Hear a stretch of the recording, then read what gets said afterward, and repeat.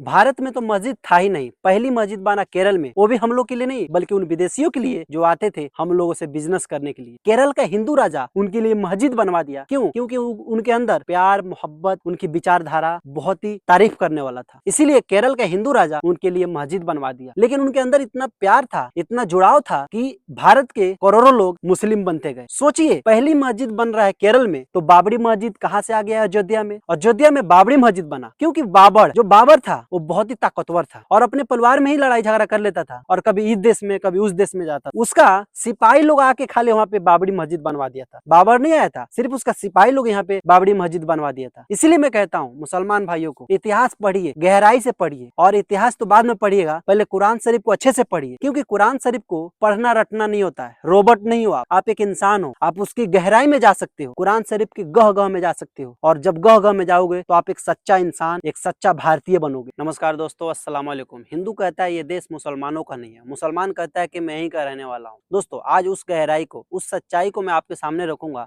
उस इतिहास को, पन्ने को खोलूंगा मैं, कि आपके आंखों का पर्दा हटा देगी। ना हिंदू बताता है ना मुस्लिम बताता है, लेकिन आज आप सच जानोगे। दोस्तों, आज हर कोई भारत में इस्लाम के इतिहास पर अपनी अपनी राय दे रहा है, लेकिन क्या आप जानते हैं कि सच क्या है? क्या इस्लाम यहाँ सिर्फ तलवार के दम पर आया या इसके पीछे कोई और गहरी कहानी है? आज हम इतिहास के उन पन्नों को पलटेंगे जिन्हें अक्सर आधा अधूरा बताया जाता है। आज बात होगी पूरी सच्चाई की, व्यापार और पहली मस्जिद। इतिहास का पहला सच यह है कि इस्लाम भारत में पैगंबर मोहम्मद साहब के जीवन काल में ही आ चुका था। सबसे पहले अरब के व्यापारी व्यापार के लिए केरल आए। उनके ऊंचे आचरण और ईमानदारी को देखकर राजा चेरामन पेरुमल ने इस्लाम अपनाया और सन 629 ईस्वी में भारत की पहली मस्जिद चेरामन जुमा मस्जिद बनी। यहाँ ना कोई जंग हुई थी, ना कोई जोर जबरदस्ती। यह इस्लाम का भारत में शांतिपूर्ण प्रवेश था। तलवार, टैक्स और राजनीति, युद्ध, कड़वा सच। लेकिन सच्चाई का एक दूसरा और कड़वा हिस्सा है। 8वीं सदी के बाद उत्तर भारत में इस्लाम का प्रवेश युद्धों और सुल्तानों के जरिए हुआ। कई शासक आए जिन्होंने अपनी हुकूमत फैलाने के लिए जंग की। उस दौर में जजिया नाम का एक टैक्स भी था, जिससे बचने के लिए या राजनीतिक दबाव में आकर भी कुछ लोगों ने धर्म बदला। यह कहना गलत होगा कि कोई जोर जबरदस्ती नहीं हुई। सत्ता के नशे में कई जगह जुल्म भी हुई। यह इतिहास का वो हिस्सा है जिसे झुठलाया नहीं जा सकता। सूफी संत और सामाजिक बराबरी, दिलों की जीत। अब सवाल यह है कि अगर सिर्फ तलवार और टैक्स होता तो यह धर्म टिकता नहीं। यहाँ तीसरा सच आता है। सूफी संत जब तलवार से जमीन जीत रहे थे, तब सूफी संत दिलों को जीत रहे थे। उस वक्त भारतीय समाज जाति के भेदभाव में जकड़ा था। सूफियों ने सबको एक थाली में खाना खिलाया और इंसानियत का पाठ पढ़ाया। भेदभाव से परेशान लोगों को यहाँ वो बराबरी मिली जो उन्हें कहीं और नहीं मिल रही थी, और इस सुकून की तलाश में करोड़ों लोगों ने इसे अपना लिया। भारतीय मुसलमानों का डीएनए पहचान का सच। इन सब लड़ाइयों के बीच सबसे बड़ा सच यह है कि भारत के 95% से ज्यादा मुसलमानों के पूर्वज भारतीय ही थे। वे इसी मिट्टी के बेटे थे। किसी ने प्यार से बदला, किसी ने दबाव में, तो किसी ने मजबूरी में, लेकिन जड़ें सबकी भारतीय ही रही। हमारा डीएनए विदेशी नहीं, पूरी तरह देसी है। हम इसी मिट्टी के पैदावार हैं। भारतीयों, हमें बरसों से डराया गया, हमें आपस में लड़ाया गया, लेकिन अब वक्त आ गया है कि हम अपने जड़ों को पहचाने। जो लोग कहते हैं कि हम बाहर से आए हैं, उनसे कह दो ये मिट्टी गवाह है। हमारे पुरखों की हड्डियां इसी जमीन में दफन है और हमारा पसीना इसी खेत की हरियाली में मिला है। हम इस मुल्क के किराएदार नहीं बल्कि हिस्सेदार हैं। इतिहास को नफरत के सच्चे से मत देखिए। भारत वह खूबसूरत गुलदस्ता है जहाँ अलग अलग संस्कृति आके मिली और इसे सोने की चिड़िया बनाया। नफरत फैलाने वाले लोग सिर्फ एक दो युद्धों की बात करेंगे, लेकिन आप उन सदियों की बात कीजिए जहाँ सूफियों की संगीत और जहाँ संतों के ज्ञान ने हमें एक साथ रहना सिखाया। जिस दिन हम ये समझ जाएंगे कि हमारे पूर्वज एक थे, उसी दिन नफरत की हर दुकान बंद हो जाएगी। हमारा धर्म अलग हो सकता है, लेकिन हमारा दर्द और हमारा गौरव एक है। उठो और नफरत के सौदागरों को जवाब दो कि हम उस भारत के वासी हैं जहां मंदिर की घंटी और मस्जिद की अजान ने सदियों से एक दूसरे का साथ निभाया है। हमें बांटने की कोशिश मत करो, क्योंकि हम वो बीज हैं जो मिट कर भी इसी मिट्टी में फिर से मोहब्बत बनकर उगेंगे। इंसानियत को इतना ऊंचा कर लो कि खुदा खुद हमसे पूछे, बता तेरी रजा क्या है।